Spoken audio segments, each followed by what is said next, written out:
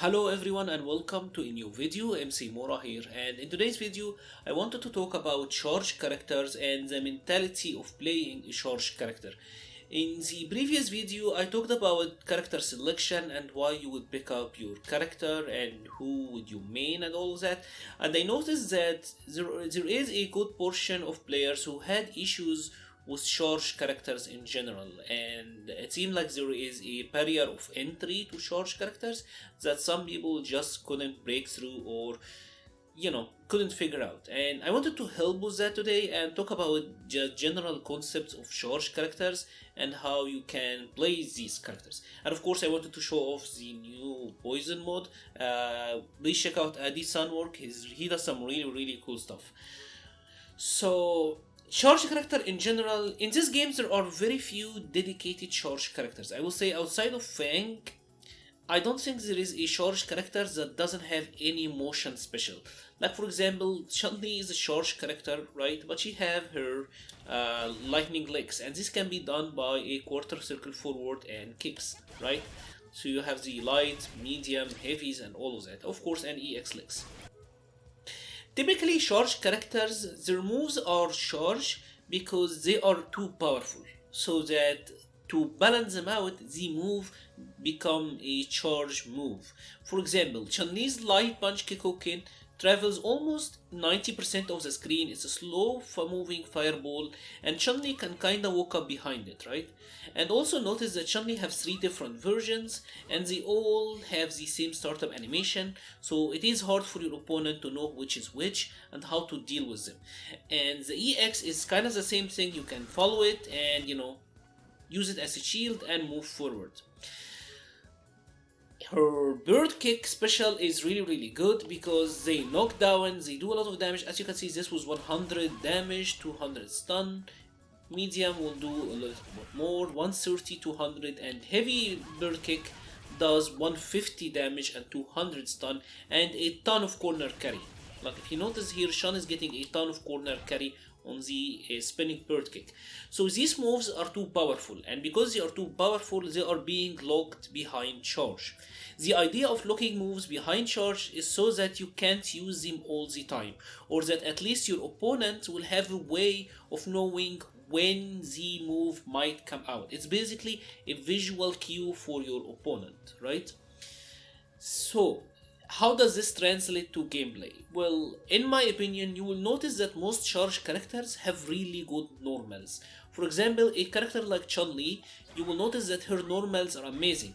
Even think about it, Chun Li have really good normals, Urian have really good normals, Bison have really good normals, Fang have really good normals. Even Alex, his normals are alright, and Alex is like a hybrid charge. Gail have really good normals. Generally, charge characters are given really good normals because Capcom knows they cannot use their special moves all the time. So for example, if I'm talking about Chun Li, how does her charge attack translate to actual gameplay? Well, in my opinion, you will mostly be walking back and forth and using your normals. When it comes to combos, yeah, like you can combo into spinning bird kick, which is the optimal damage. Yeah, I understand some people have difficulties with charging mid combos, but you can also do the lightning leg special. The same for Bison. Yeah, you can combo into scissors, but you can also combo into Inferno, right? So generally speaking, especially in this game, Capcom made it the easiest to not have to charge mid combos. And when it comes to the neutral, Chun-Li's spinning bird kicks, they are pretty much combo fillers. Like these are combo attacks, right? The EX one is an invincible reversal, so you are gonna be already blocking, you're already gonna be holding down back. Like you see some things that you can reversal through and then use that, right? This is the main idea. Her fireballs, the idea is that you cannot walk forward and throw fireballs, so they want you to move at least back or be stationary for a little bit before moving forward. But the general idea generally is that you're gonna have to rely on your normals, right? You're gonna have to do a lot of normals, a lot of heavy kick, heavy punches and all of that. This is the general game plan. The entire concept for Chun Li and her spinning kick being charged is that you can't walk forward like that and do spinning bird kick. Like this is the entire concept, and that's why they give her this move, right? That's why they give her lightning legs becoming a motion. So generally, while yes, these special moves are locked, you have to think about what do these special moves do for the character in terms of gameplay, right? Like I said with Chun Li, the fireball, yeah, but again, you'll only have to use it in distance, or you will use it in block strings, and in block strings you could already be charging.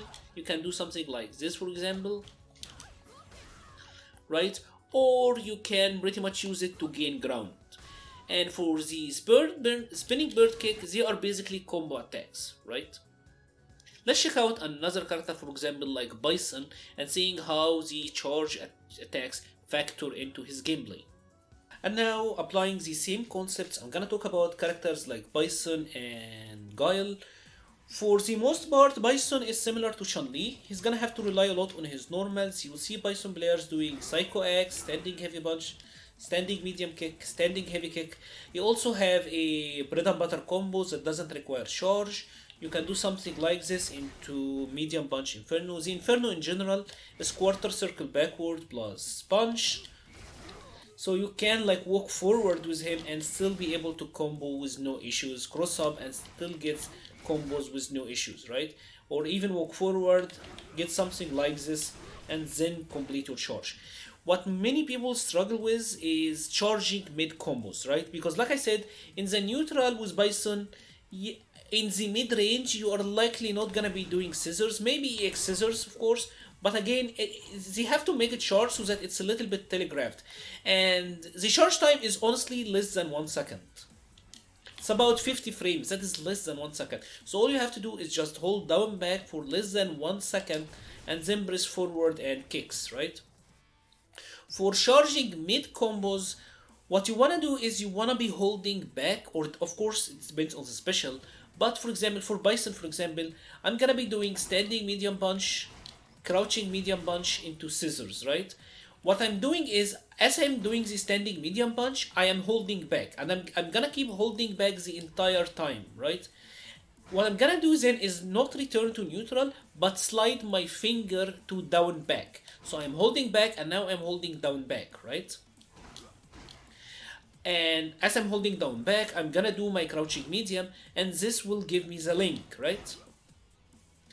And then, after the crouching medium connects, I'm gonna do forward plus kick. And that's how you get this combo. I know it might seem intimidating at first, but honestly, once you get the hang of it, charge combos are really easy. There is some hard stuff, like I'm not gonna lie, there is some hard stuff. But for the most part, it is fairly easy. And actually there is a big window of leniency between when you have charged and when you have let go to the other direction. That's why you can see Gail, for example, like if I had taken control of Gail, that's why you'll see Gail doing something like standing light kick to flash kick. And you might think, okay, how is Gail doing that? It's really weird, right? But this is because the leniency between when you let go for the charge and when you press the opposite direction to get the special move, that window is actually really big in Street Fighter V. I think it's way easier to play charge characters in this game. Again, if we bounce back to Bison, other than using the special move for, closing the distance, the scissors, the stomps, like these are mostly gonna be used from full screen or from large distance. The blast, yeah, you can use the blast for pressure, but it's exactly the same input and the same methodology as his scissors, right? And back, bam, right? Once you get the hang of this, and trust me, it is really not hard. All you have to do is just hold down back for a little bit and practice this, right? Just practice, add this for a little bit, right? And you will get the hang of it. It's way easier to actually play charge characters, in my opinion, than it is to play command characters. Because, like I said, you can even neglect your special moves and play with their normals, because their normals are really good. Now, let's talk for a little bit about Gail, because Gail is a little bit different. Gail is the character that probably have to charge the most in Street Fighter V, right? That is because his Sonic Boom is super good. And the flash kick, of course, is also really good. But you will notice that Gail also have some really great normals. crouching medium kick, standing heavy kick, back heavy punch, forward heavy punch, the upside down kick.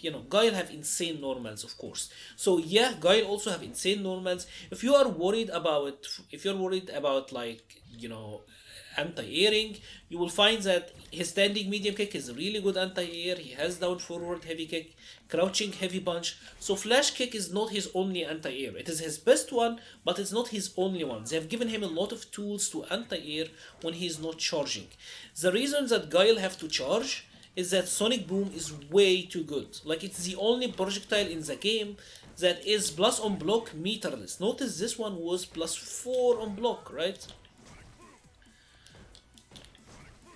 That's crazy. And yeah, there is a little bit more charging to be done with Guile, and he probably is the one that you will require the most practice to get good with.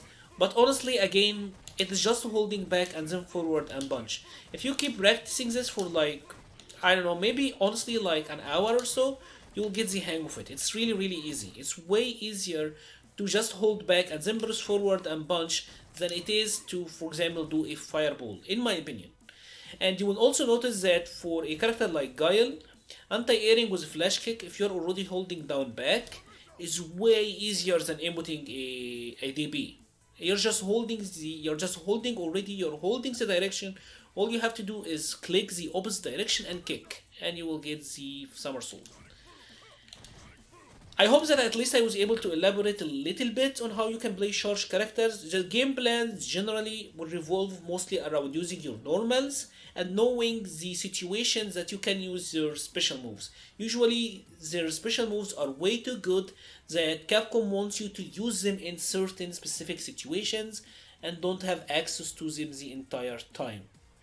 And that is mostly it for charged characters. Please let me know if you're still having issues with them, and maybe we'll do a continuation on that subject later. But honestly, if you just give it a try, I know it can be a little bit intimidating, but give it a try and trust me, you will find that charged characters are really strong. Especially in this game, charge is very easy and most of the charged characters are really, really good. Guile is super good. Blanca is nice. Honda has the highest win rate online. Bison is super good. Urien is super good. Chun Li is super good. If you really think about it, charged characters are balling. And anyway, yeah, that's it for today's video. If you have enjoyed this video, please leave a like or a comment. Please check out the Discord server. I'll leave a link to it in the description below. We are hanging out there all the time, sharing tech, sharing replays. If you want me to analyze a replay or anything for you, I'm more than happy to. Also, we have built such a great community there, so please check it out. Also, please consider supporting me on Patreon if you have enjoyed this content. Thank you very much for watching and stay safe.